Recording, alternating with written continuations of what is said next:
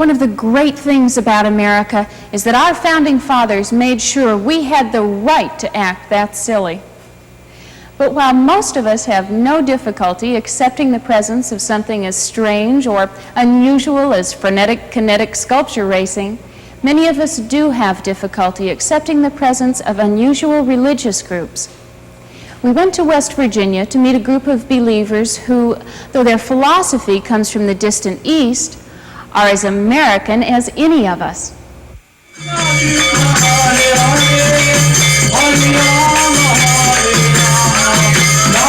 The Hare Krishna movement swept through America and the world in the late 1960s. Most people remember them for two things: chanting in the streets and selling books at airports. The sale of these books helped support many of their communities, though it cast them in a bad light to the general public. Mr. McGovern, please. The airport solicitation hurt people's opinion of the Hare Krishna movement because we were very persistent, overzealous. Sometimes people called us pesty, and for that we apologize. But we thought we had something very wonderful. I think it's a little like the American tradition. We tried to push it on anybody we could. But it gave people a very wrong impression of what the Hare Krishna movement's all about, and lump us in with the Unification Church or Scientology, which we don't accept as real. We went to their largest community in New Vrindavan, West Virginia, to find out more about the Hare Krishnas and their beliefs. I'm Kirtanananda Swami, an initiated disciple of His Divine Grace A.C. Bhaktivedanta Swami Prabhupada, who started this Hare Krishna movement in 1966. My name's Kuladri Das. I'm the president of New Vrindavan Community. Been here almost 11 years. Well, when we first moved in here, we lived up the hollow 2 miles, and nobody cared because they thought we'd never come out. They didn't understand us, but there wasn't much to be said about the Hare Krishnas. They were a little strange. When we came out to the main road and started buying 1 or 2 properties along the road here, there was a violent reaction. Well, the hills of West Virginia are pretty untamed in some places.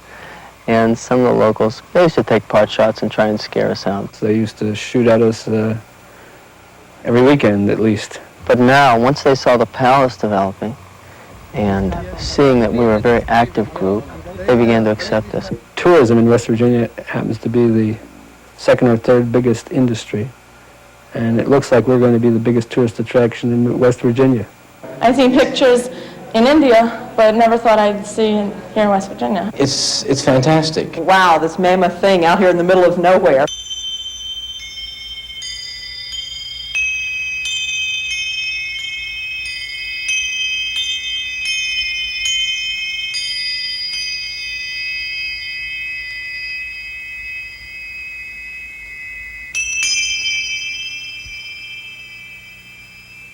Prabhupada's Palace of Gold is at the heart of New Vrindavan. It is a unique creation of stained glass and hand-painted murals, carved ebony and hand-cut marble, and everywhere you look, 22-karat gold leaf. Started in 1973, the palace was built entirely by the devotees themselves at a cost of $500,000. As an act of love and devotion to our spiritual master, we felt inspired to glorify him. The palace originally was built as a home for him to do his translating work. But then, as Prabhupada left this world, before its completion, we decided to turn it into a memorial. Hare Krishna. When we started that, we weren't very expert craftsmen. We weren't very skilled. In fact, we hadn't even put up our first building. We began inquiring from professional men, began reading books, then we began cutting marble and doing things ourselves and came up with all kinds of new ideas and inlay work. Things like that were going on all the time. One value of bringing people to New Vrindavan, they'll see an aspect of the Hare Krishna movement they've never seen before. People handing out books and asking for donations on the street is not very much appreciated by Americans. But when they see Hare Krishna devotees with their sika and bald head driving a tractor or laying concrete blocks or painting a mural, they can relate to that more and they're more excited by that, and we don't seem so strange to them. So we want New Vrindavan to become a spiritual pilgrimage site for millions of Americans in which they can come, spend the weekend. We want to have guest facilities available and vegetarian restaurants and so many exciting exhibits, sculpture exhibits depicting our philosophy. Exciting spiritual park. Some people call it Krishna Land.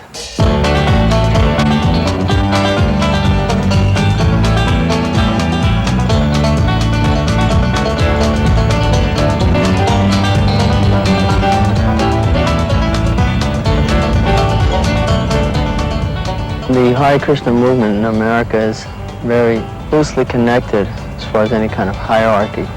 They're individually incorporated, financially independent.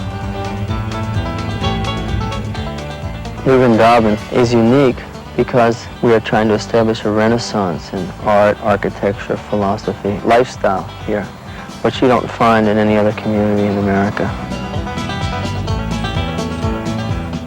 Right now we have almost 3,000 acres. We have about 275 people, over 100 children.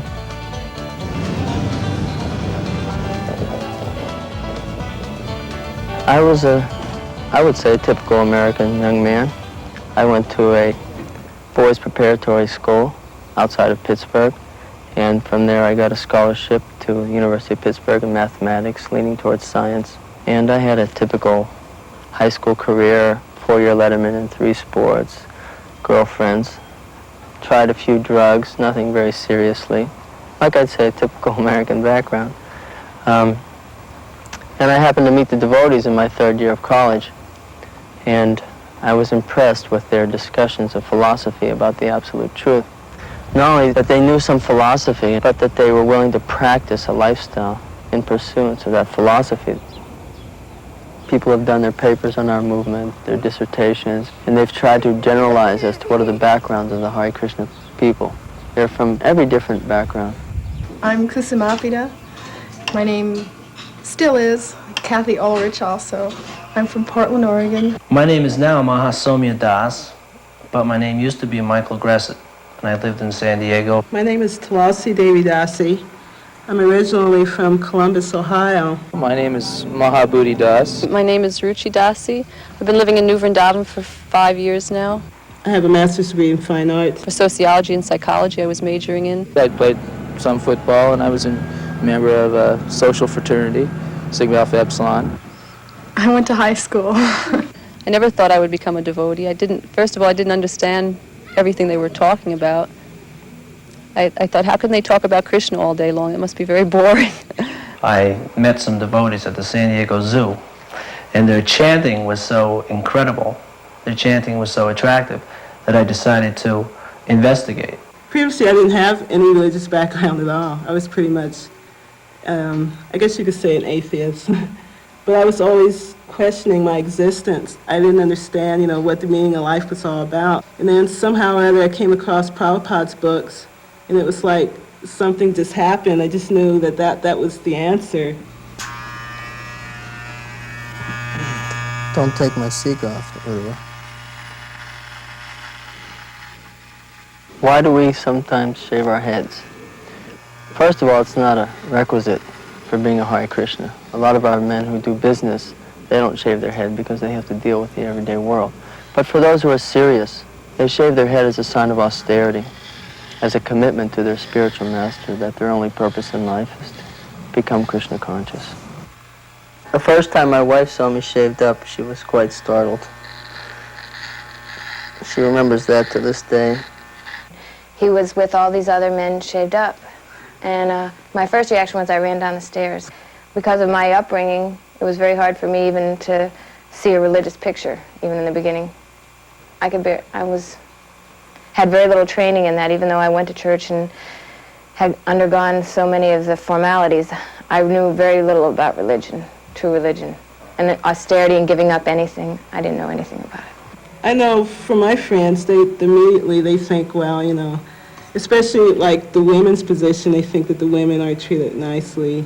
The man definitely has a dominating role, The women have certain positions where they usually do the cooking and the cleaning and so forth. And I guess, feminists, they want to be equal with the men.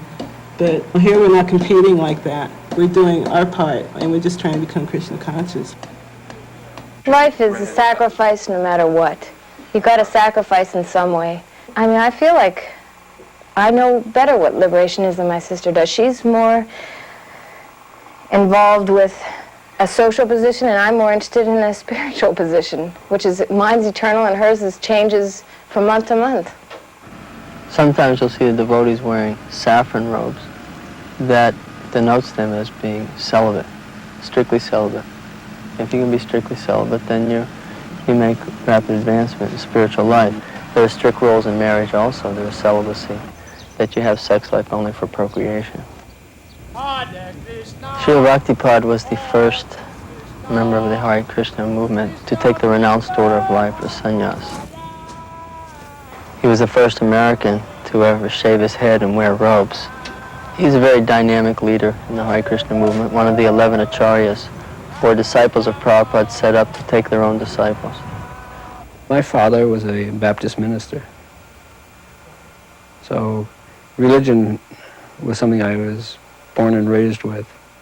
But I didn't really know much about Hare Krishna then. I was looking for answers as to who I was, why we were here, where we're going, and Prabhupada answered all of my questions. I've never met anyone who could answer like he did with complete certainty. Everyone requires some opulence, of course. You see, the problem is that everyone wants the opulence for themselves. But if we take our opulence and try to glorify God, we all enjoy it. We're all completely satisfied. But it's there for everyone else to enjoy also. Just look at the devotees. They're all living on a very subsistence level. According to government standards, we're not even on a subsistence level. I mean, our devotees live very frugally. We eat very simply. One of the most costly things you can eat is meat. And we of course, don't eat any meat, fish, or eggs. And we eat simple things, fruits, vegetables, grains. Well, I haven't became any thinner by partaking in it. It's a very healthy diet. Some people think you become emaciated. I think I'm the example of someone who doesn't become emaciated by having a vegetarian diet. As far as the claims of brainwashing, why make a distinction between the Hare Krishna movement and any other religion or any other educational system in the world? The children are given a well-rounded education. They are taught reading, writing, arithmetic, all the basic things in education are there, and they do very well at them.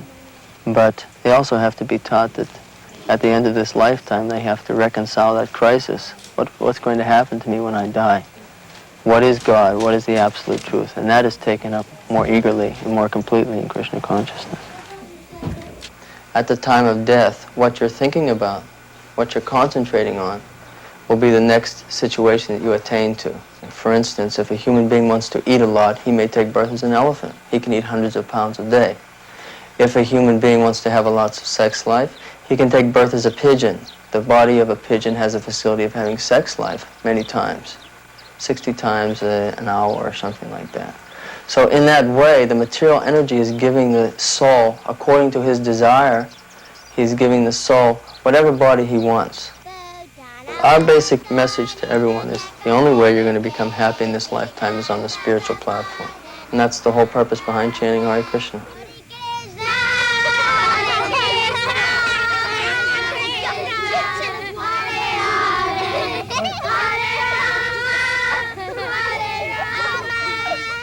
Chanting Hare Krishna is the prescribed means of God realization in this age. That is the purpose of all the Hare Krishna temples around the world, to bring people together to glorify God. Of course, we want people to think well of us because that will help them understand what we're saying. But actually, one has to go on with their business no matter what people think. Our business is to glorify God. Our business is to spread Krishna consciousness. They may love us, they may hate us, they may want to kill us, they may want to adore us. That will change from time to time. But our business will not change.